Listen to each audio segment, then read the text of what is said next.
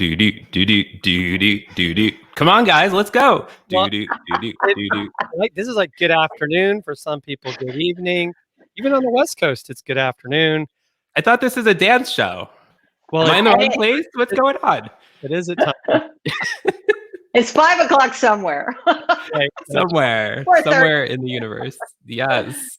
Anyway, thank you so much, everyone who are totally confused, as am I. I think this is the Tim and Jim show, and I'm Tim Sohn with Sohn Social Media Solutions, like it says back there somewhere. And so excited to be here with my trusty co-host and our amazing guest, who is down there, Jim Fuse. Take it away. Well, thank you, Tim. And so excited to have Gail Robertson, aka Gail Now, joining us today. Gail and I originally met on one of our favorite platforms, Twitter. And so for those of you that may not like Twitter, I'm just telling you, you can definitely evolve into some great friendships, business relationships on the platform. Love it so much. So Gail, the Chief Curiosity Officer of Gail Now, so excited to have you here today. Thank you for joining us. And so tell us a little bit about yourself, Gail. Well, my background is a little varied. So one of the things that I often talk about is transferable skills, because I actually started out as a reporter. So I took journalism, and that was my first kind of foray into my career. And then from there, I actually ran a bed and breakfast on an island. I've been a manager. Yeah, I've been a manager of advertising promotions department, and I've been a fundraiser. And I've also I run my own business, Gail Now, where I'm doing some strategy, marketing, social media. And I use all of those skills now to help with a lot of my clients, and coming on shows like this and trying to share some of those tips and ideas. Yeah. And I'm really excited about our topic this week. We're going to be talking about why storytelling is important for your business. And of course, sometimes when I think of stories, I start thinking of the movie Elf, when he's talking about how he got from the North Pole to New York City. But I digress. I love that movie. Let's just talk about Elf and dance. Well, there we go. See, story is so important to how we share, how we connect. And everybody right now just had an image in their mind of Elf, and probably just now also made a connection with each of you in terms of what that may mean to them. So there really isn't a difference between when we're talking about Elf, we're talking about a story, and we're talking about business. And one of the things that often happens when we get into business, or we're talking about how to increase sales, or even with recruiting, we think we have to sort of step outside and say, okay, I've got to get right to the point. I've got to go in there and try to sell. So in the area that I'm working in right now is in manufacturing as well. And a lot of times they've been used to going to conventions and conference, knocking on doors, just showing up at plants. Well, now you can't do that. So I'm working with a lot of companies on how can you better tell your story? Because when you were out at that convention floor, you didn't just walk up to someone and say, hi, do you want to buy part A for me? Hi, do you want to, I'm trying to sell you something. You don't start in like that. You usually start with making a connection. You're telling a story. Yeah. And we all have things that happen in our lives that lead to great and interesting stories. That's why it's important to business, because people do business with people they know and like. So if we jump right into selling, that's like the bug repellent of sales. Don't do it. Yeah. So Tim, she's kind of alluded to what our first question is, but for our audience, you want to let them know what we want to talk to you about with Gail first. Yes, I would love to do that. But first, I would just like to mention a few of the people who are chiming in the comments. Stefan is here. He says, time for the Tim and Jim show. That intro by Chris Stone is on fire. I agree. Shout out to Chris Stone. Dang Tim with the boom arm. Yes, I just got a boom arm. New addition to the studio. So thanks for noticing, Stefan. Hey, Sherry Roberts and Jeanette Spire, former amazing guest. Yes. Thank you for being here. I'm so excited. Okay, Jeanette, I do want to get on Flipboard. I do. That and Twitter lists. Those are on my list. So I'm excited to see Jeanette here. Yes. And everyone, make sure to pop your questions down below in the comments as we roll through the show here. Elizabeth says, so happy to see Gail Robertson on the Tim and Jim show. Stefan says, storytelling is king and queen. Thank you all for being here. This is our new time because I am now Zoom dad during the day. So we had to adjust a bit, but not zombie dad, but Zoom dad. Just let's keep that straight. Yes, Zoom Gotta dad. roll Hashtag with Zoom things. dad. So why should a business tell its story anyway? Let's dig right in. Okay. Well, we started talking about that in terms of the why is that it helps connect us to other people, because when we're telling our stories, we're sharing something about us, and it will also help when people want to know more than just what you're trying to sell. So one of the stories that I talk about in my background is that in fact, I did a blog about this that's called "What is Your Biscuit?" Now, when I ran the bed and breakfast, I used to make these homemade biscuits. And what happened was people would call or people would show up at the bed and breakfast and want to say, because I called them Gail's famous homemade breakfast or homemade biscuits. So what happened was when they would show up, they would say, are you Gail? And it started this whole story around where the biscuits came from. They were my mom's recipe and I made these. So it brought up memories of home and comfort food. So that was part of my story that became part of my business. So it became more than just about the bed and breakfast. It became that story. Now, from that's helped me as I've gone on to work with other companies and do other work, because I learned from that the power of the story in terms of how people connect with us. So now I often ask people, what's your biscuit? I love that. What's your biscuit, Tim? Do you make biscuits, Tim? I told Gail I want a recipe because we talked about it last week, and like, why not, right? I don't make biscuits. I make chocolate chip cookies. Is that close? I think, and you know what? Homemade is anytime you turn on the oven. So if you buy those slice and dice ones, that counts. And mine counts. And what's interesting, this ties into story too. It's not so much the what goes into making the biscuits, it's actually the process. So when we're doing stories, we have to remember that there is a process to that. And sometimes we may need to get help. We may need to reach out to a coach, or we may need to go to a writer, because we sometimes have trouble telling our own stories. And just like I could give a recipe for the biscuits, but I will tell you there is a whole process, and it took time too to learn about, using a hot oven and all of the steps that go into leading to that end result. And that carried me forward into other work. And I will say this, that my time, it was sort of a blip in my career, because anyone that knows me knows that cooking is probably not on the highest list of things I do.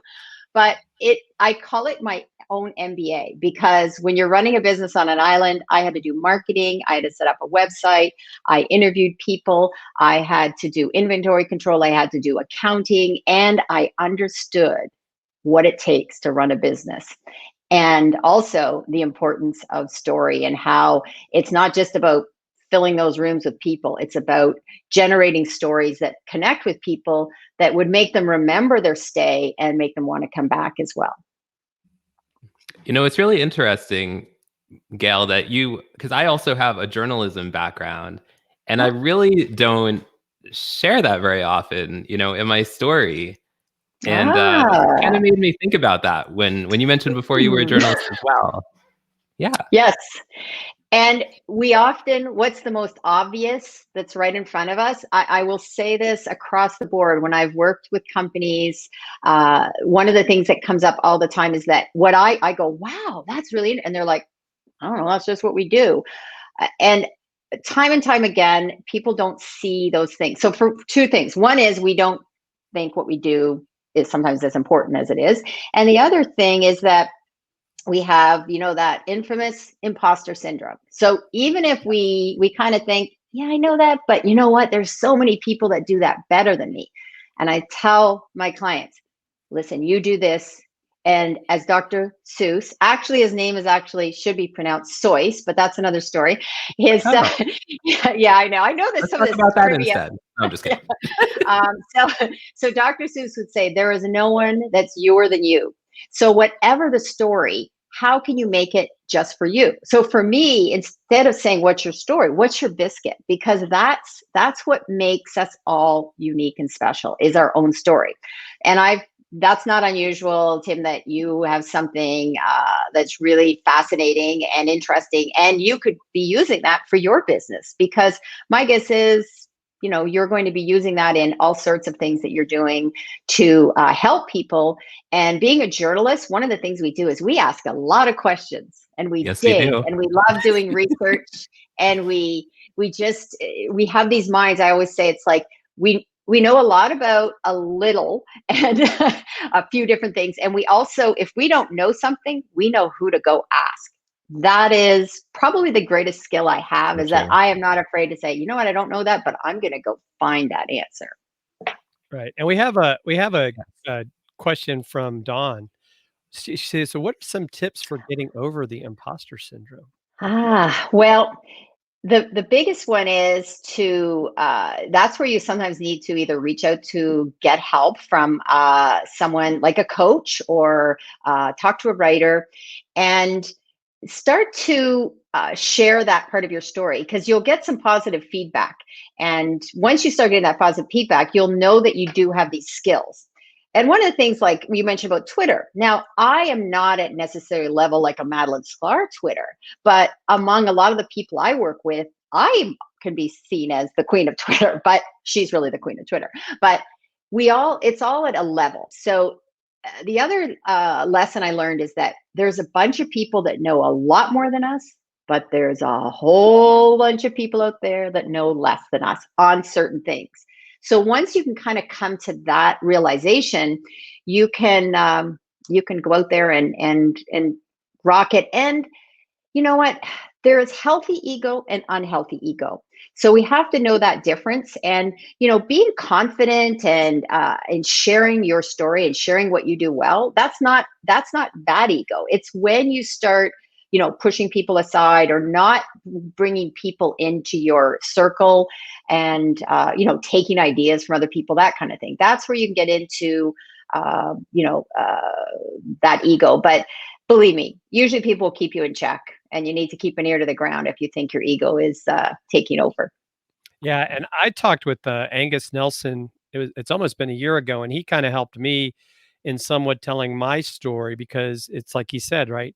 Tim is in marketing, I'm in marketing, so all these people are in marketing, but what sets you apart? And I think, Tim, your story of your background as a journalist definitely sets you apart from other marketers. And so the question is, how do you weave that into what you're doing? And Gail, like some of the stuff you've done, I mean, was just fascinating. The whole biscuits, and even how you've weaved that into helping others tell their story. And even your title as the Chief Curiosity Officer. Even that makes us curious. Like, well, what does that mean? I think these are all amazing, great points. And you may get teased once in a while. I will tell you, like when my Gail Now handle started as, and that really was just making a decision. I needed a name for my Twitter. I was going off many years ago for a work assignment. And I thought, well, Gail Now, I'll just pick it. And I thought, oh, I can change it later. But it's funny how that's evolved into something that has managed to really work for me. And I've also got teased about it along the way, but all in fun. And my son likes to sometimes, and his friends. But it's in fun, and it's memorable. And so sometimes we need to sometimes have a little fun too, and not make everything so serious. We need to be able to step out and also accept their imperfections. And I think thanks, Dawn, for that question about the imposter syndrome, is that it's okay to be wrong, and it's okay to be imperfect. And once we get past those things and can laugh at ourselves, the imposter syndrome can start to go away. But also ask some people that may need to, if you're ever doubting that. And I actually happen to know Dawn, and I know she is a fabulous designer. So she is. Awesome. That's great. And I want to give a shout out to DJ who's watching. She's in my Survive and Rise with Live video class, and she just started her own live show called Let Your Mayhem Be Known. Darlene, put it down below in the comments when your next show is and how people can tune in. And thanks so much for being here, and everyone who's here. And guys, those of you who are watching, please hit the share button, tag some friends, let everybody know about all this fun and education that we're getting from Gail now.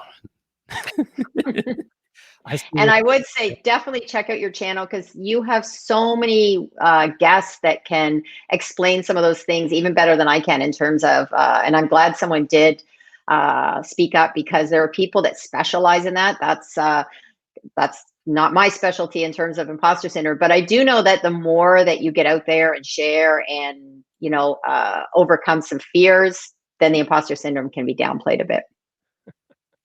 I Yes. love Stefan. That's all working over. That's right. We need some fun. Yeah.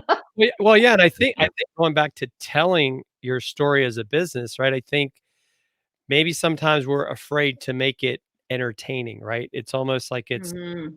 too, I don't know what would be the term, stale, right? Like, well, this is what we do and this is why we do it. But, do you think that Yes, how do we overcome that, Gail? we do need to. Well, let's take a look at where people spend time.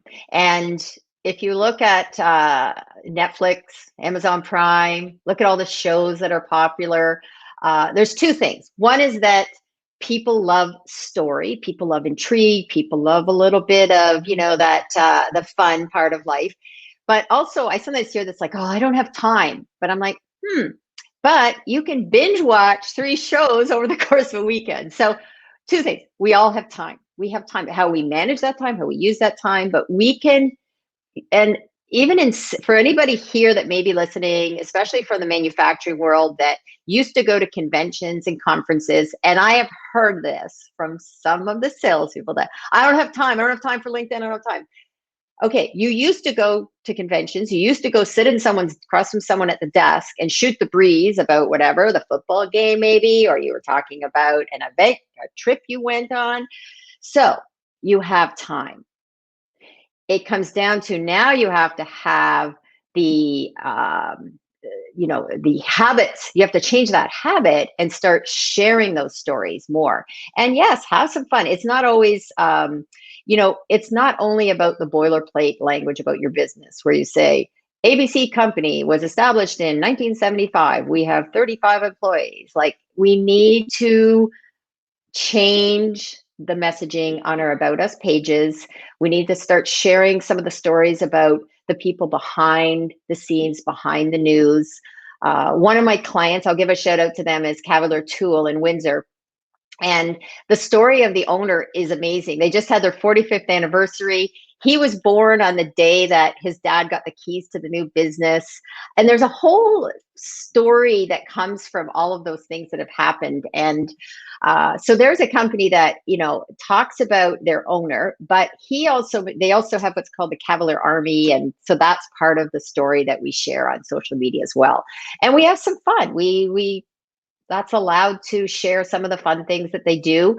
They had an event where everybody got 30 beer just before Labor Day as a thank you, or you could have a gift card for something else. So, it's okay, yeah, to have fun too and tell your story and pull back the curtain and do some of those behind the scenes too. People like to know how things work and what makes companies tick. That's what we care about. Awesome. So, Gail, move on to the next question. So, you've talked about that. Mm. What are the steps for us to tell our story for our business? Do you have a kind of maybe a system? Because I'm all about systems, and I think it helps us, Yeah. if we can repeat things as opposed to reinventing the wheel all the time. Observation and listening. So those are two things that you need to do. And then the other thing is to cultivate curiosity. And I've learned that sometimes that's easier said than done because as children, we were very curious. We were, I mean, I'm sure, Tim, you know this, kids are always saying, why? Why is that? Why is that? What does that happen? And Yeah. it drives us nuts, right? But that's that kind of natural curiosity. And it tends to get, pushed down because kids here don't ask so many questions, don't be nosy, don't be, we kind of uh, turn kids off that. And then we end up as adults with just going along, not being curious enough. So, what I like to do is try to encourage that sense of curiosity, wonder, So things you can do: listen to some podcasts, listen to shows like this, spend some time researching and listening to things that maybe you wouldn't always listen to. One of the things I learned as a reporter over the years is that sometimes I like to pick up magazines and read something completely outside my norm. Like I would never, like even now I read a lot of the manufacturing, Canadian metalworking magazines, because I mean, that's how I better understand the industry I'm working in. But, read things that challenge you. I'm going to give another shout out to Malcolm Gladwell and the podcast Revisionist History.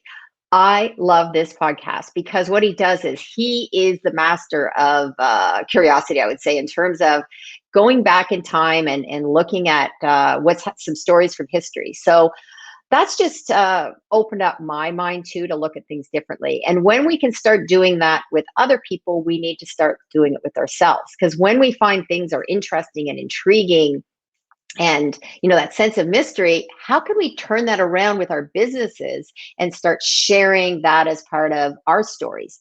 And again, you may struggle with that. I will tell you, it's been even a struggle for me, because I've reached out and had people help me sometimes tell my story, like and I had someone that I worked with, a writer, on the what is your biscuit, because that was so obvious to me. But now as I'm talking to other people, including Jim and I had a conversation about this, that that could be a whole tagline: what is your biscuit? So it's okay to, in fact, I'd highly recommend that you ask for help and go to get some experts in the field that can ask you all those inquisitive questions. Because I'm much better probably at asking other people and pulling it out than I am even of myself. So.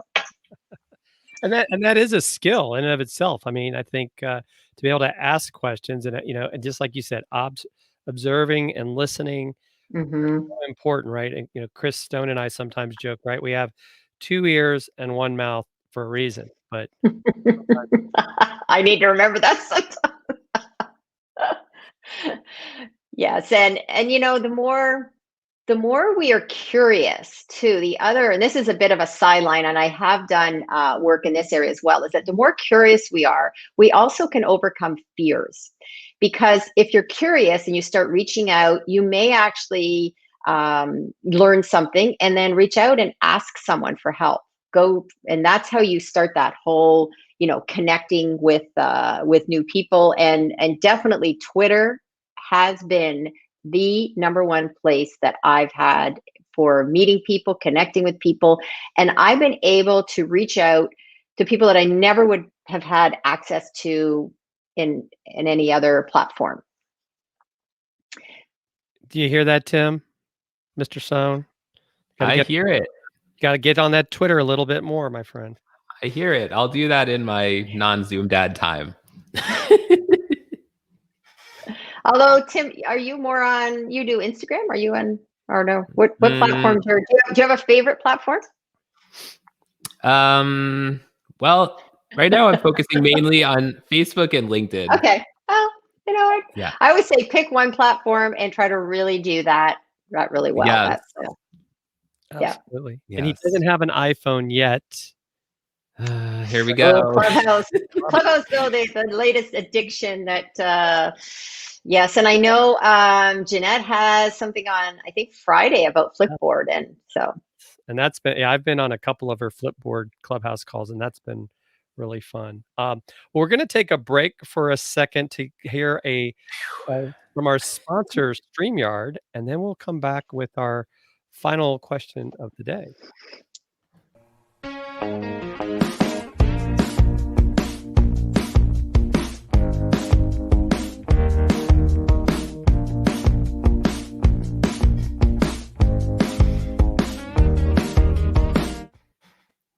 And we are back on the Tim and Jim show. Thank you. And there I am. Thank you, Jim, for that wonderful piece of entertainment.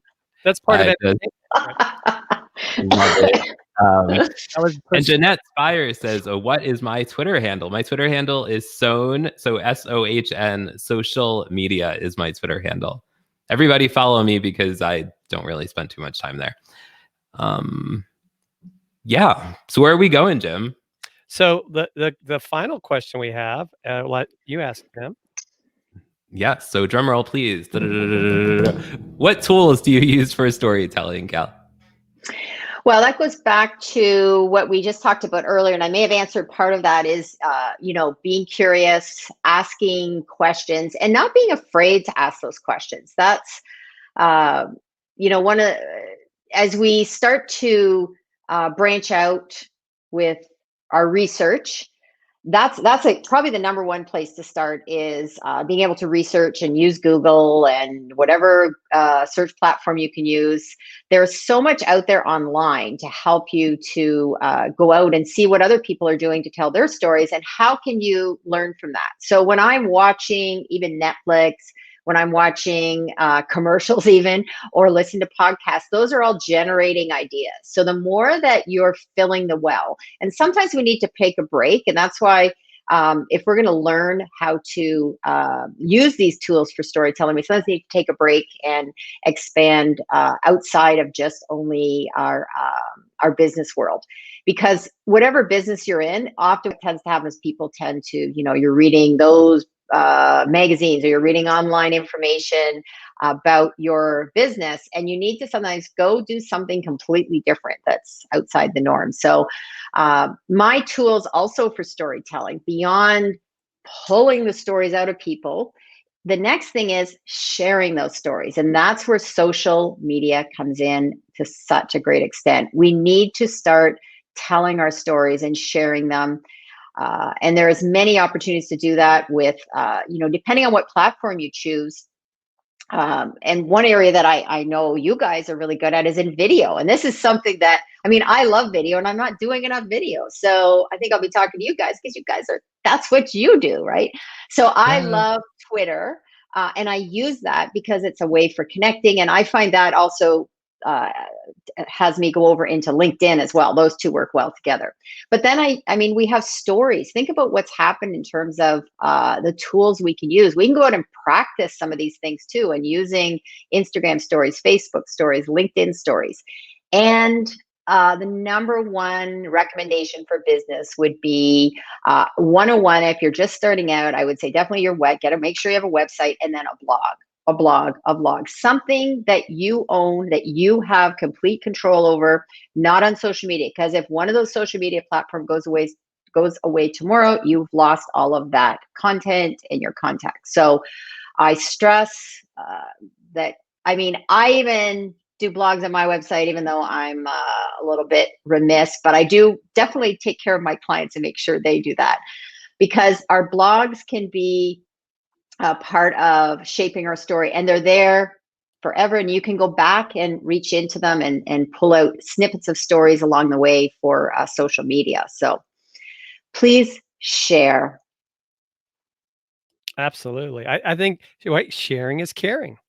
Sharing is caring, yes. And it goes back to what we first talked about. So we're kind of full circle here, is that people do business with people they know and like. And if you ask anyone, like, this is almost like it's seen as just an accepted standard now. And I hear this all the time too from salespeople. They know that people do business with people they know and like. And yet when I try to get them, okay, let's start sharing on LinkedIn or social media, they're like, they get uncertain about that. So basically it's transitioning from verbal storytelling, and maybe if you don't want to write, then use video. And the good thing is now you can use Twitter, you can use Instagram stories, you can use LinkedIn posts, you can use a LinkedIn article. There's so many ways that a business can tell their story that will, and I will say this 100%, without a doubt, will lead to more business. And this is been shown over time. When we make those connections, it will lead to business. What tends to, now sometimes I say, if you're a commodity based business and you're just like, I'm going to sell at the cheapest, and you're saying, hey, okay, if you want to go out and say, buy this. But if you're looking to develop relationships and you're looking to develop a long-term plan for your business, where you're going to start building on long-term customers, because it takes a lot more, as we all know, to find that new customer than it is to retain. And all of these things we're talking about, the same thing applies for recruiting as well. Much harder to go recruit a new person than retain. And stories are what people around workplace, they want to, they are proud of their companies. When the company is out there posting, if they've won an award, they've done something amazing. How many people do you know that work at a workplace and go out and then want to share that story? So the same applies when people are, if we've had a good experience when we bought something from a company, we share that story. So is it okay to share testimonials? Yes. In fact, it's highly recommended that we start sharing the stories of what we do well. Yeah, and even maybe if you can, right, get the customer or the client to do a video testimonial. Mm-hmm. So many Yeah. places you can put that in, and it's that whole, as we like to call it, user-generated content that can really connect people with what you're doing. And yes, I think, and I think the whole stories thing too, right, is fascinating because now, right, we've got Twitter fleets, we've got LinkedIn stories, Instagram stories. There's so many stories, Tim. I don't even know where to tell my story anymore. TikTok. I know. So many And stories. Clubhouse may be a way because nothing's recorded, and you can go in and you can maybe just test out a few ideas on Clubhouse too. That's another. The thing is, though, too, I would suggest for anybody that's on here listening that has a business. Sometimes what happens, it can be overwhelmed. So that's why I would suggest that start small.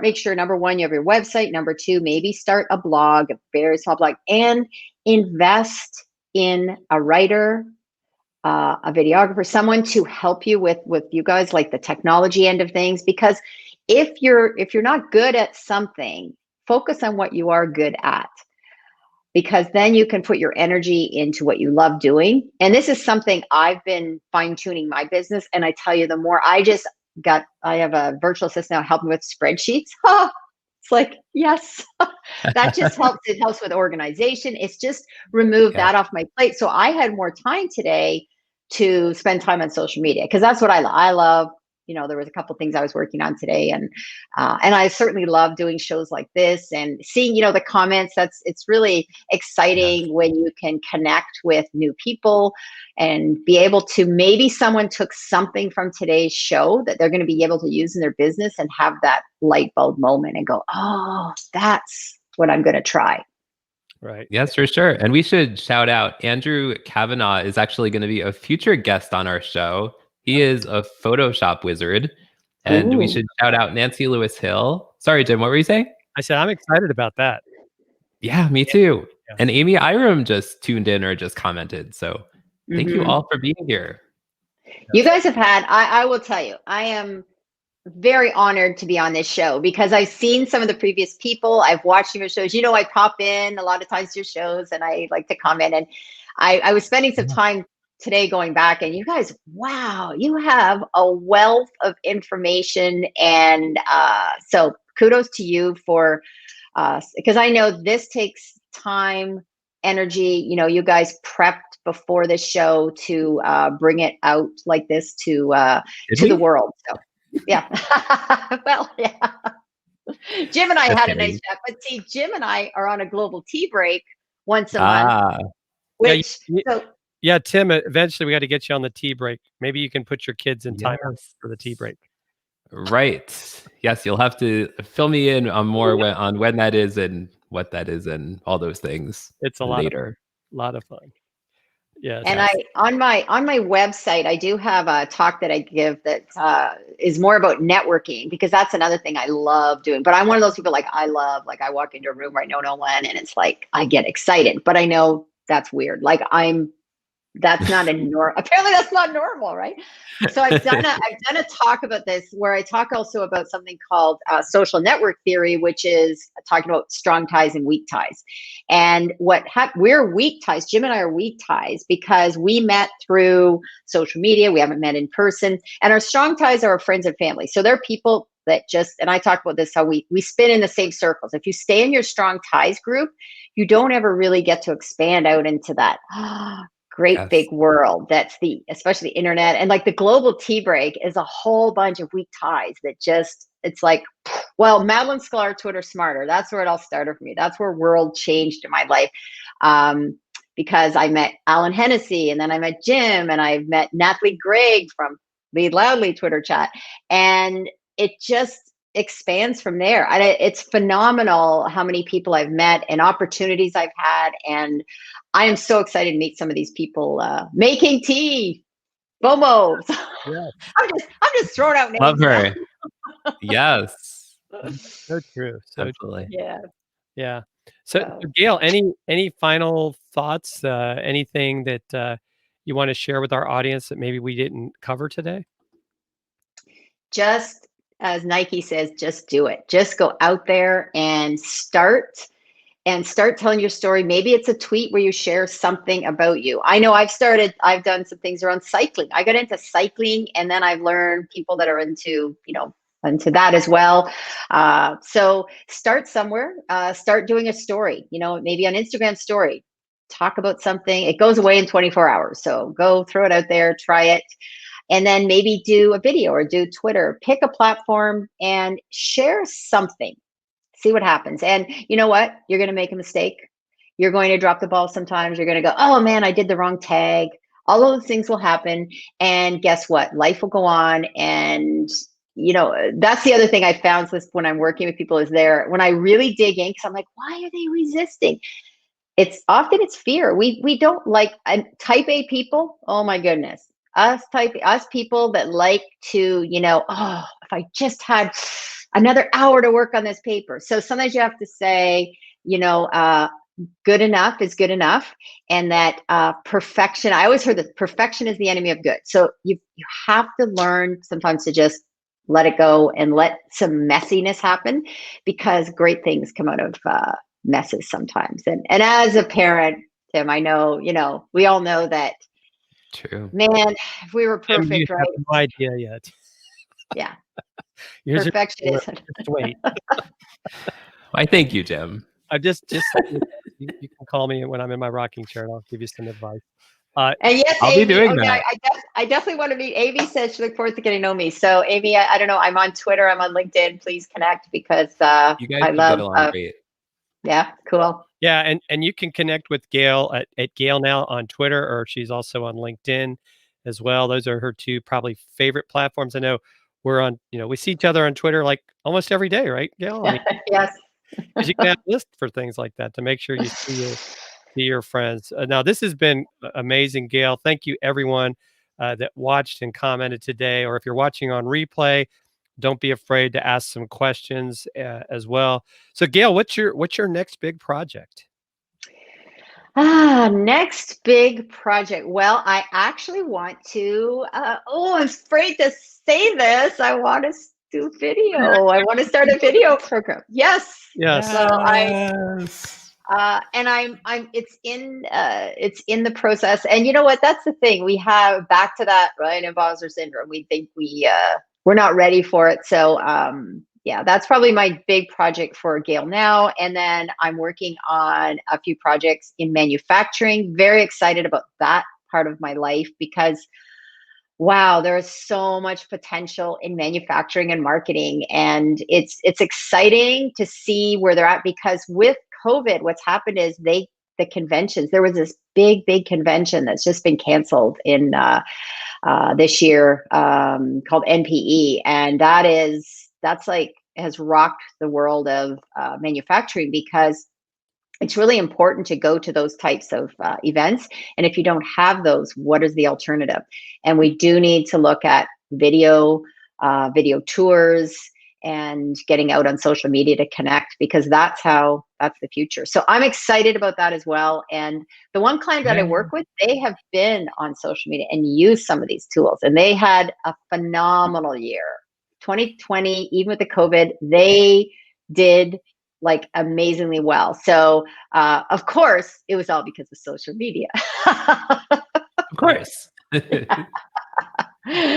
No, it has to do with great leadership actually at that company. But it is about seeing things differently. And I think sometimes if we've always done it a certain way, a previous employer, I had a boss once tell me, if I ever hear you say we're doing it because we've always done it this way, he says, I'm going to fire everybody. But he did. It was a joke, but it was, underlying that was a seriousness that just because we've always done it that way, you know what? It's a new era upon us. And welcome video, welcome social media. Here we come. Yeah. Buckle up. Gail, that's one of my on the list of phrases I hate. I would agree 100% when I hear people say, "Well, that's the way we've always done it." I just cringe inside, and yeah. And then I love this one too. I've heard the P in perfection is poison. So Tim, what have you got on the horizon with your Zoom dad? I mean, I admire all the stuff you're doing. What's next? You're working on a project right now, right? Which one are you talking about? You're live. What's that? You're Survive with Live or Thrive with Live or? Oh yes, I have my course going on, Survive and Rise with Live Video. I think we have 16 people from all around the world, Canada, the United States, the UK. So we're all working together on launching their own live shows, which has been so fun, not just because we're learning about live streaming, but just connecting with people from all over the place, being social, right? Yeah, absolutely. So yeah. Very cool. And I just did you can tell I've been on too many Zoom calls. I did a clap. Well, what's worse, Gail, is if you've been on Clubhouse, don't start tapping your mic, right? Because that's how they clap on Clubhouse. They flash their mics. And so people started doing that on live streams. Excited next week, same bat time, same bat channel. We are going to have Kevin Colby join us. He is an amazing guy. Got to be on a couple of shows with him. Really knows a lot about cameras, and he's gonna be kind of like when we had Junaid on, but trust me, not as earth shattering in the sense that I have actually started to change my studio. Like, this is a different wall that the bricks have moved to, so I'm in the process. Very cool. Yes, so excited to have him. Thank you everyone for watching us.